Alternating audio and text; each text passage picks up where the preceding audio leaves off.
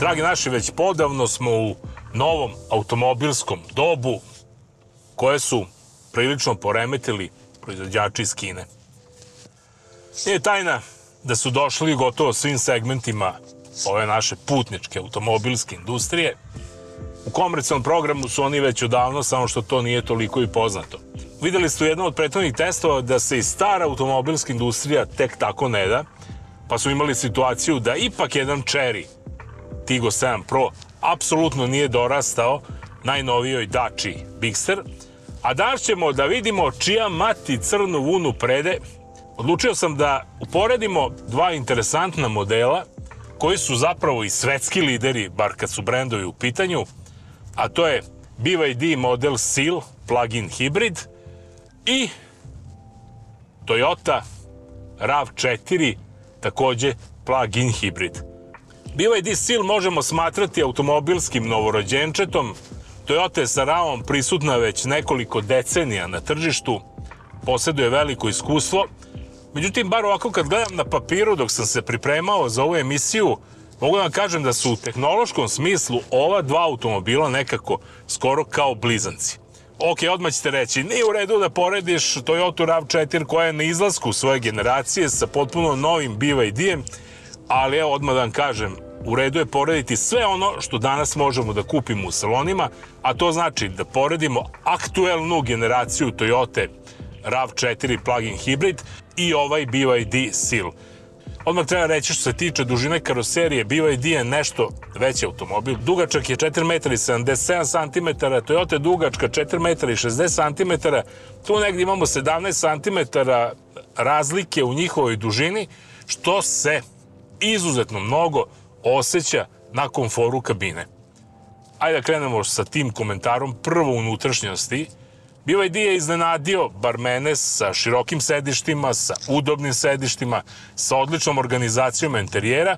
Toyota RAV4 je ostala dosledna Toyota, a to je da pravi relativno kratka sedišta. Kako sam to i govorio, za nas dinarce, jednostavno ta sedišta su kratka, pomalo i uzana i mogu biti problematična u nekim dugim automobilskim krstarenjima, dok su BYD Sealu vozačko i suvozačko sedište zaista onako raskošni. Isto je situacija i sa komforom zadnje klupe. U BYD-u je zadnja klupa nešto komfornija, nešto udobnija, ima više prostora. Međutim, tu gde je BYD dobio na prostoru, izgubio je na prtljažniku, jer zapremljeno od 425 litara prtljažnika je značajno manje od onog što očekujemo u ovoj klasi, dok je Toyota RAV4 negde na oko 460-470 litara. On nam nudi značajno veće mogućnosti, što nije zanemarivo kada su automobili ovog tipa u pitanju.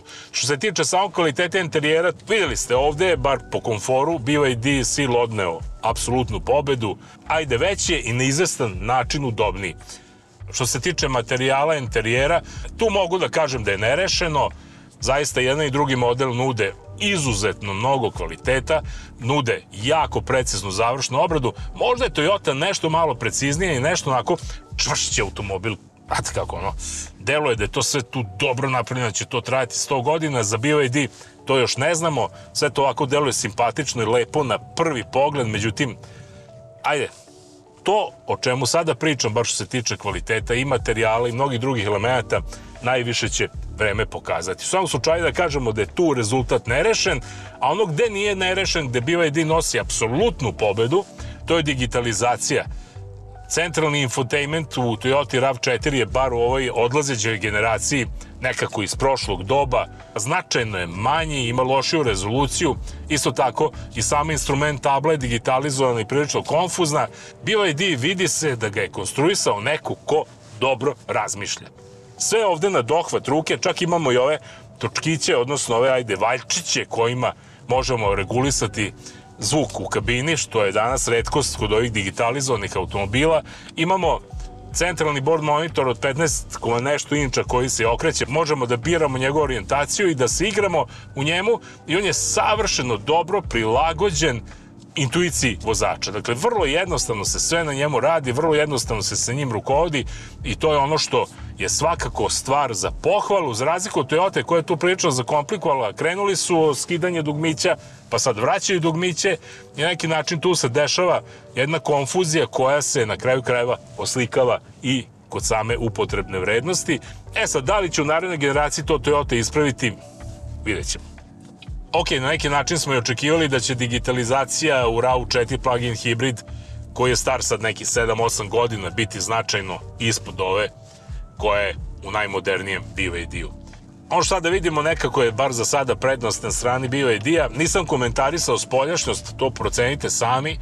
Toyota je ona automobilska off-road klasika. BYD Seal malo koketira sa premium SUV modelima. Tu nema šta da se diskutuje, osim da će svako izabrati ono što njegovom oku najviše prija.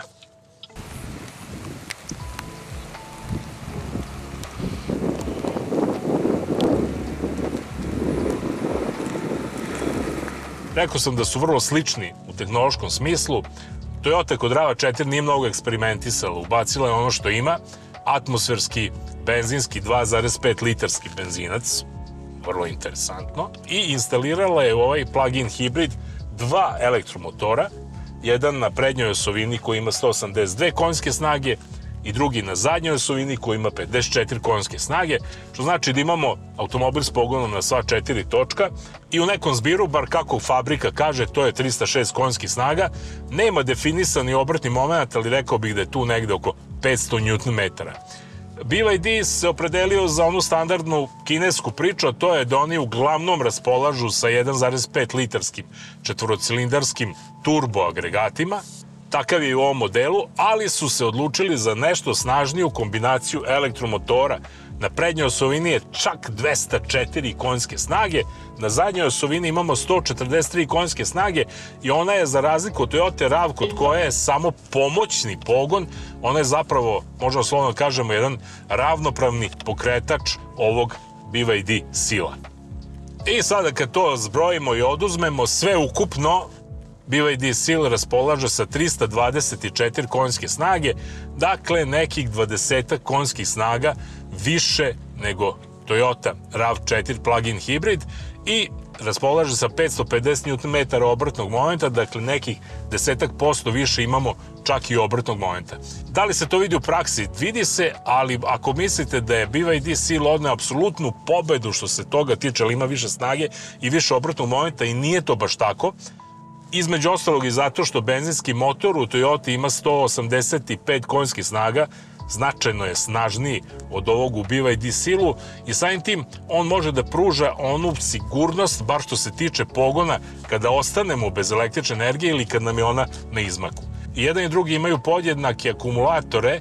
Toyota ima 18,1 kWh rezerve električne energije, BYD Seal ima 18,6 kWh rezerve električne energije, što znači da su tu negde, s tim što ovi snažniji električni motori u BYD Sealu troše i više električne energije od ovih slabih motora u Toyota RAV4, pri tome Toyota ima i snažniji benzinski agregat, tako da je rezultat njihove upotrebljive vrednosti što se tiče pogona na električnu energiju i onog izvornog hibridnog pogona tu negde u principu nerešen. I jedan i drugi u gradskim uslovima mogu da pređu između 70 i 80 km vozeći se samo na električnu energiju. Jedan i drugi imaju dovoljno, ono što bi rekli, damfa, da u međubrzanjima ta električna energija i ti elektromotori učine veoma startnim i veoma onako agilnim za preticanje. I ono što treba reći apsolutno da je Toyota manje udoban automobil, mnogo je stabilnija i direktnija u krivini od BYD Seala, koji je onako napravljen kao automobil za apsolutno uživanje i za onako jednu potpuno udobnu vožnju koja nije opterećena nekim performansama. Jednostavno, vozimo se 120-130 km na sat, lepo nam je, udobno nam je, ukoliko nam zatreba snage za bilo kakve aktivnosti, poput preticanja ili malo bržeg ulaska u krivinu, imamo je dovoljno.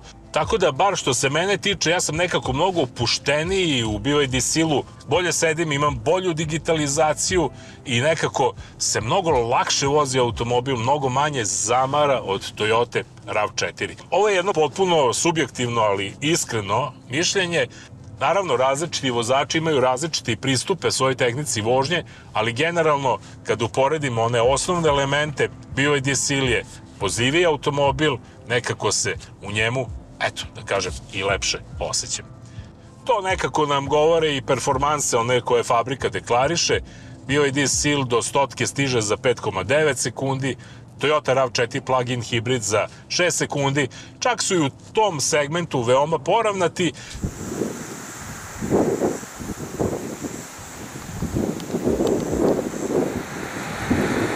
I za kraj je ostalo, eto, nekako da napravim rezime. Videli ste, u mnogo segmenta je potpuno novi BYD Seal apsolutno odneo pobedu u komforu, u udobnosti, u digitalizaciji. Tu su negde nerešena je situacija, bar što se tiče tehnologije. Toyota je bolja kada je u pitanju upravljivosti, ona sama vozačka dinamika vožnje. Tako da, ostaje na vama, dragi gledalci, da ako razmišljate o kupovini ova dva automobila, razmislite najpre o sebi, pa da vidite šta želite i da onda razmislite koji bi od ta dva automobila bio pravi izbor za vas. I za kraj možda nešto što će vam baš pomoći u samoj odluci, a to je pogled na cenovnik. Kinezi su se, bar kad je BYD Seal u pitanju, prilično poigrali sa cenom.